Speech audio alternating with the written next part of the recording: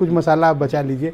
बीरेन जी, आज बाबा साहब की जन्म जयंती है और आज मैंने देखा कि पॉलिटिकली भी भारतीय जनता पार्टी हो या दूसरे दल, आज ये सब लोग मध्य प्रदेश में इकट्ठा थे। अखिलेश यादव, जयंत चौधरी और चंद्रशेखर आज़ाद।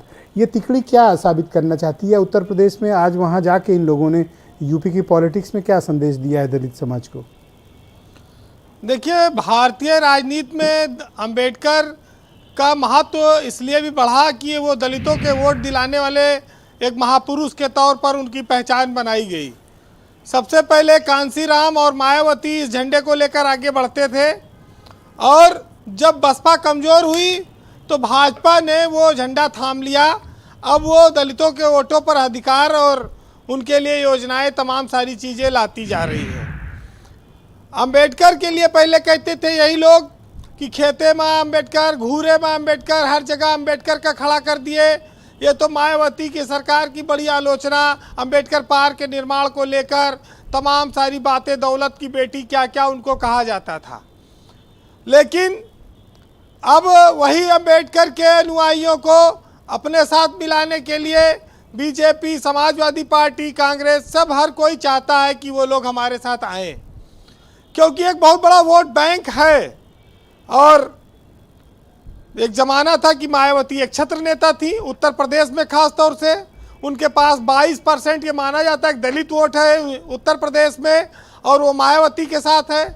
लेकिन बीजेपी ने धीरे धीरे मायावती को कंगाल कर दिया। उनका वोट बैंक अब 12% के लगभग रह गया 2022 के विधानसभा चुनाव में। वोट खींचा उनके नेताओं को भी खींच लिया। आज ब्रजेश पाठक डिप्टी सीएम हैं, जुगुल किशोर, ब्रिजलाल और जयवीर सिंह, लालजी प्रसाद निर्मल जो अम्बेडकर महासभा चलाते थे, तमाम ऐसे नाम हैं जो बीजेपी में आ गए। तो अब सांसदों की बारी है। आजकल बीएसपी वाले सांसद भी सब, कोई योगी से मिल रहा है, कोई मोदी से मिल रहा है, कोई तारीफ कर रहा है सदन में।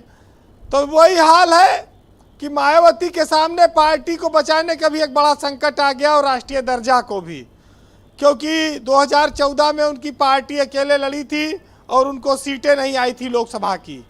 तो एक बड़ी समस्या है। लेकिन इधर दो नए प्रेमी उभरे, उसमें अखिलेश यादव और जयंत चौधरी दलित वोटों के नए प्रेमी बनकर उभर रहे हैं।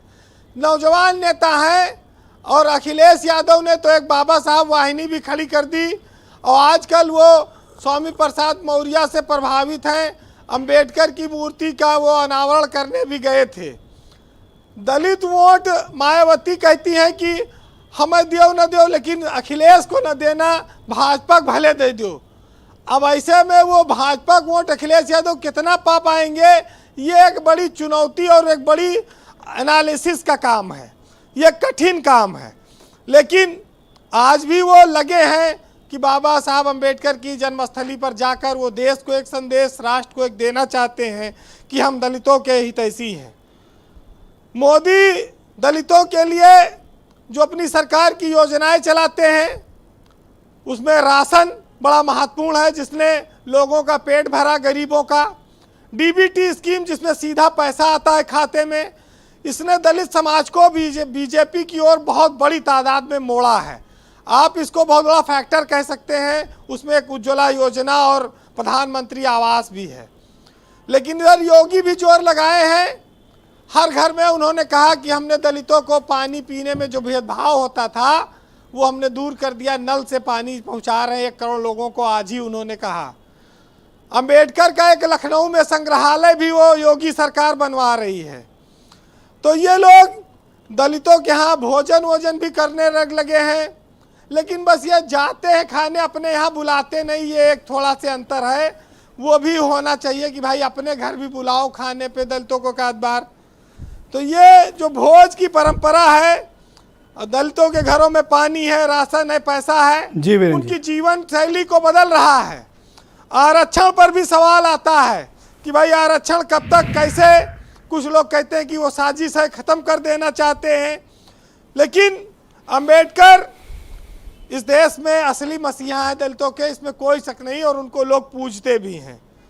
और भारत में तो देखिए कई सारी समस्याएं रही हैं, उसमें जातिवाद, पाखंड, अंधविश्वास, छुआछूत और अन्याय, गरीबों का शोषण, बहुत सारी चीज़ें ऐसी रही जो हमारे समाज में चलती रही हैं जी। क्योंकि हम आडंबर में इतने घिरे हैं कि हम कहता है कि आदमी जो है वो मुर्दों को पूजता है, जो मर जाता है उसकी पूजा होती है, उनकी अस्थियां पूजी जाती हैं, राख पूजी जाती है, लाशें पूजी जाती हैं।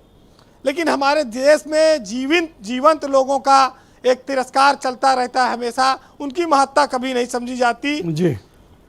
जो गरीब आदमी है, कितनी विडंबना है और दुर्भाग्य है, विरोधाभास है कि जो आदमी अपने पीठ पर 100 किलो के चावल का कट्टा ढो सकता है, वो 100 रुपए किलो का चावल खरीद कर नहीं खा सकता, उसकी जेब में इतने पैसे नहीं हैं, और वो 100 किलो का बोरा पीठ पर ढोता है। जी।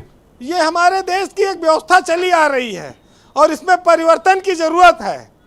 इसीलिए राम ने सबरी के झूठे बेर खाए थे कि इस देश से जातिवाद और छुआछूत भेदभाव मिटे, हम अगर शास्त्रों से कुछ सीखना चाहें तो, लेकिन उस पर भी लोग अमल नहीं करते हैं।